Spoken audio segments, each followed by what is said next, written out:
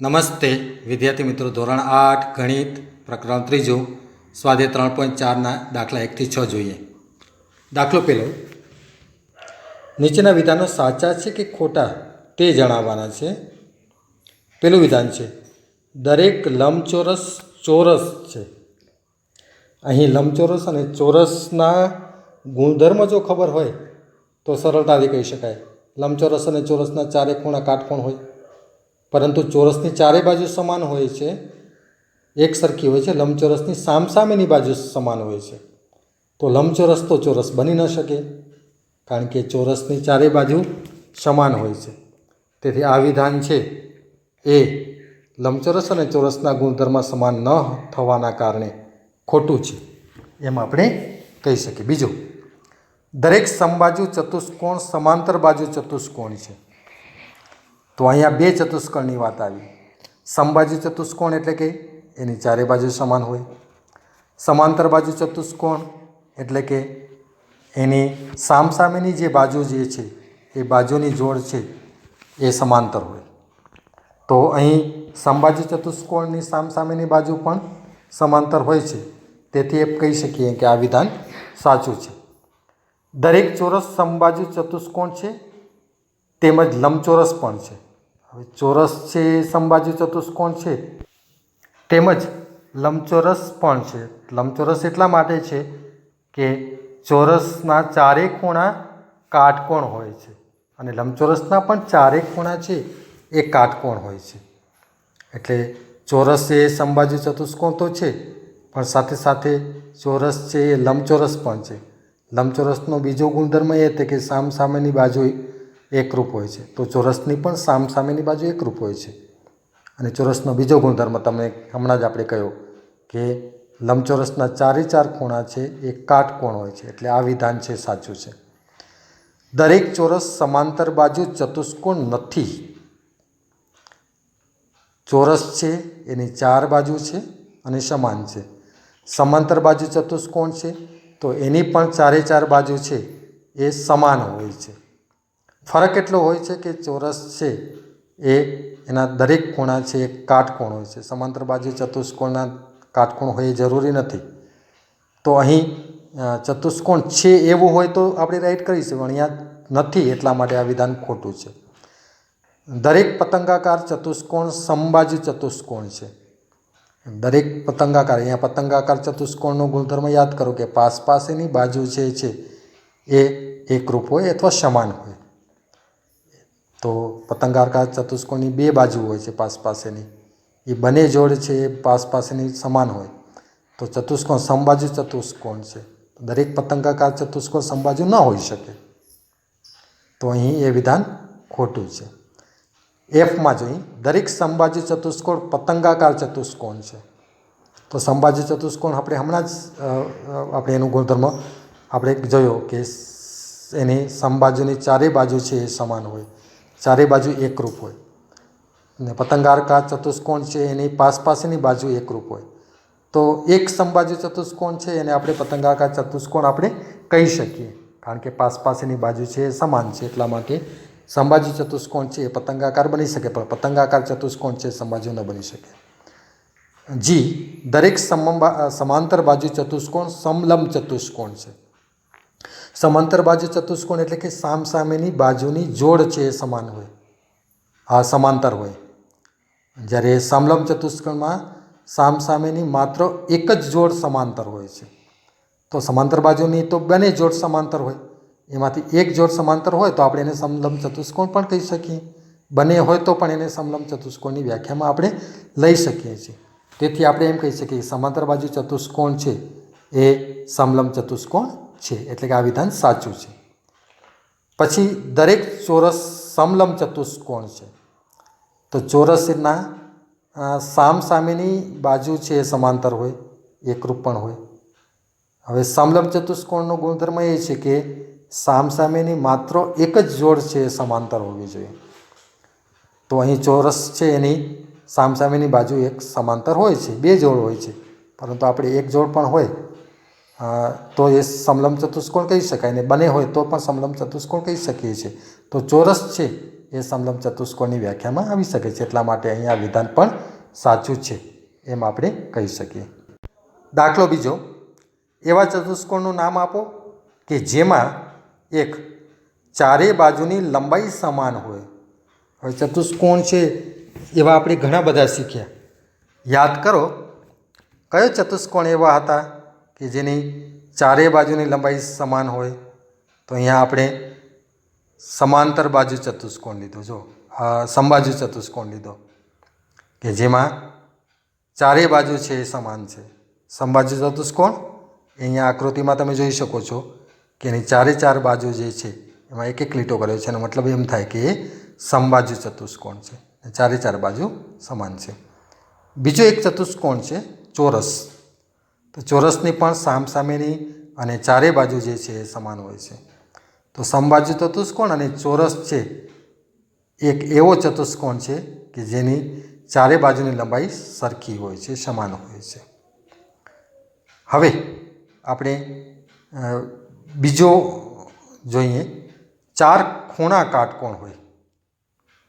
તો યાદ કરો કયા કયા ચતુષ્કોણ એવા છે કે જેના ચારે ચાર ખૂણા કાટકોણ હોય? સરસ, તમારો જવાબ સાચો છે. અહીંયા આકૃતિ આપેલી છે એ ચોરસની આકૃતિ આપેલી છે જેના ચાર ખૂણા છે એ કાટકોણ હોય છે કે 90 અંશના હોય છે. બીજો ચતુષ્કોણ છે લંબચોરસ. તો લંબચોરસના પણ ચાર ખૂણા છે કાટકોણ હોય. તો આ બે ચતુષ્કોણ એવા બન્યા કે જેના ચાર ખૂણા કાટકોણ હોય, ચોરસ અને લંબચોરસ. તો અહીં આ બાબતો છે આપણે ચતુષ્કોણને ઓળખવામાં મદદરૂપ થાય છે. પ્રશ્ન ત્રીજો, કેવી રીતે એક ચોરસ એ ચતુષ્કોણ છે? તો ચોરસ તમને ખ્યાલ છે કાટકોણ હોય ખૂણા અને સમાન બાજુ હોય ચારે ચાર.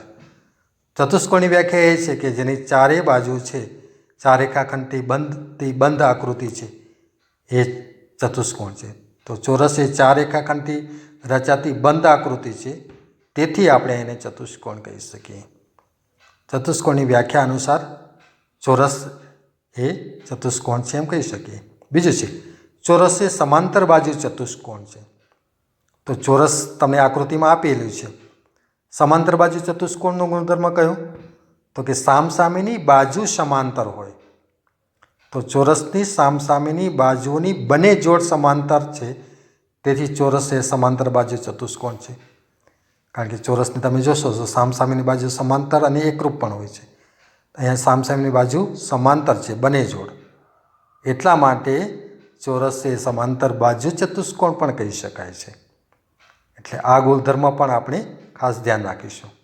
ચોરસ એ સમબાજુ ચતુષ્કોણ છે.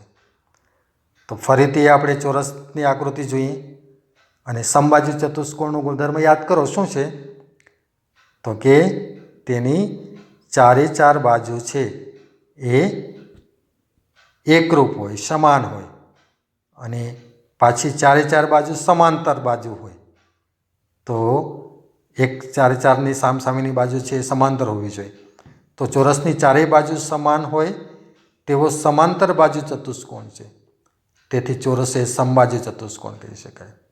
કારણ કે સમબાજુ ચતુષ્કોણમાં સામસામેની બાજુ છે એ સમાંતર અને એકરૂપ હોય છે, એમ ચારે બાજુ એકરૂપ હોય છે. ત્રીજું, ચોરસ એ લંબચોરસ છે. તો ચોરસ એ લંબચોરસ એટલા માટે કહેવાય કે લંબચોરસની વ્યાખ્યામાં ચાર ખૂણા કાટકોણ હોય છે અને એની સામસામેની બે જોડ છે એ સમાંતર હોય. તો ચોરસની ચારેય ખૂણા કાટકોણ હોય તેવો સમાંતર બાજુ ચતુષ્કોણ છે, તેથી ચોરસ એ લંબચોરસ છે એમ કહી શકીએ. તો ચોરસ એ ચતુષ્કોણ છે, ચોરસ સમાંતર બાજુ ચતુષ્કોણ છે, ચોરસ સમબાજુ ચતુષ્કોણ છે અને ચોરસ લંબચોરસ પણ છે. હવે ચોથો દાખલો છે, નીચે દર્શાવ્યા મુજબ વિકર્ણ ધરાવતા ચતુષ્કોણના નામ આપવો. હવે પરસ્પર દુભાગે એવો ચતુષ્કોણ શોધવાનો કે જેના વિકર્ણો પરસ્પર દુભાગતા હોય. અહીં એક આકૃતિ આપેલી છે, તમે જુઓ. ચતુષ્કોણ ABCD છે એની સામસામેની જોડ છે એકરૂપ છે.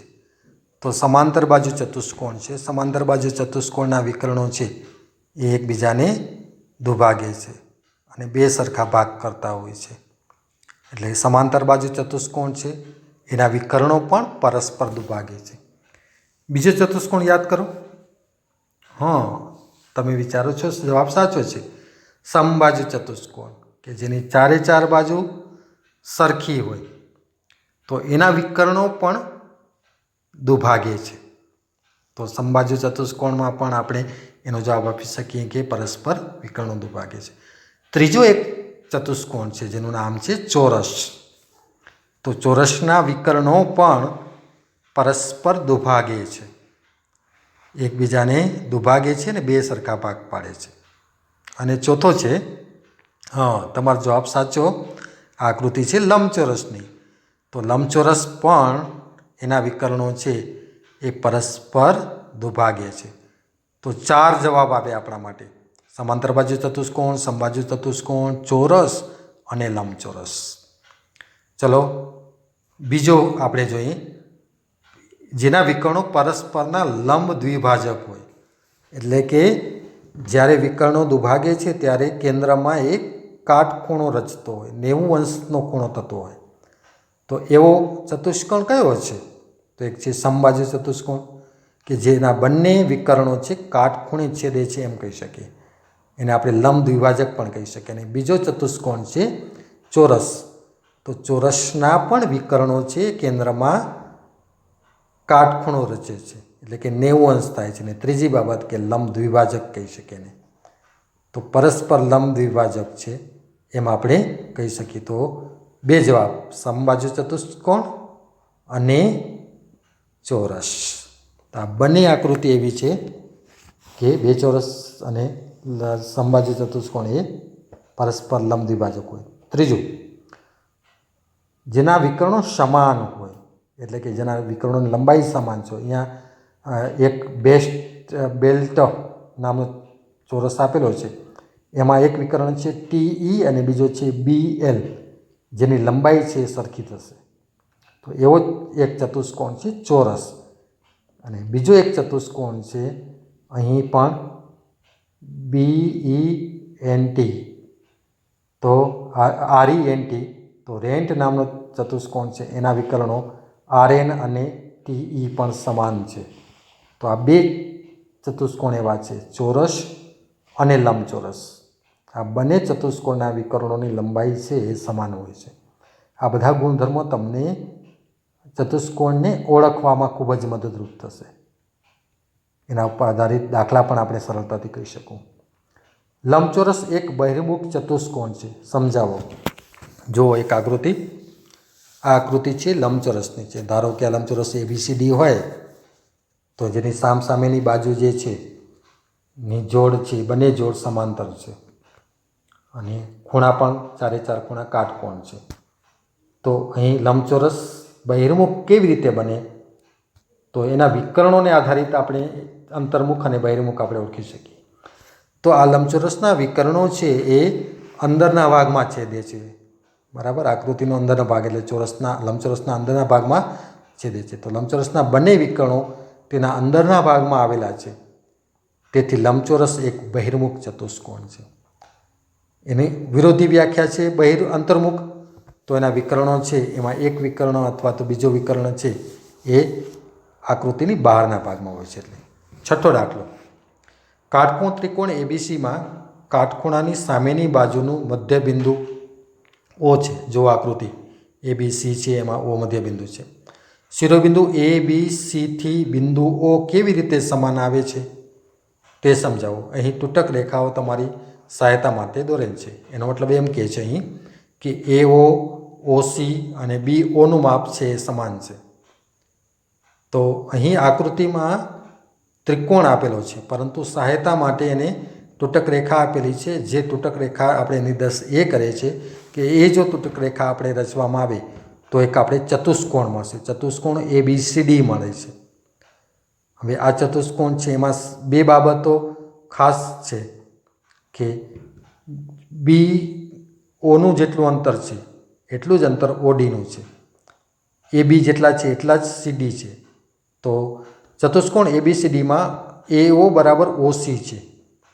એ તો આપણે દાખલામાં પક્ષમાં આપેલું છે. AO બરાબર OC એટલે કે દાખલાની અંદર આપેલું છે કે બે સમાન છે, કારણ કે એમાં લખ્યું છે ને કે મધ્યબિંદુ છે એટલે કે બે સમાન છે જે આપેલું છે. બીજી એક બાબત પણ આની અંદર આપણે ફલિત કરી શકીએ. જ્યારે ચતુષ્કોણ દોરવામાં આવે છે તો BO બરાબર OD થશે. BO બરાબર OD થશે, કારણ કે આપણે રેખા તૂટક રેખા આપેલી છે એ જો દોરવા જઈએ તો બને છે એ સમાન બનશે. એનું કારણ પણ એટલું જ છે કે આપણે બે સમાંતર સામસામેની બે બાજુ સમાંતર મળશે. એક રેખાખંડ AD સમાંતર રેખાખંડ BC, જો સામસામેની બાજુ એકરૂપ છે, આ સમાંતર છે, અને બીજું છે રેખાખંડ AB સમાંતર રેખાખંડ CD છે.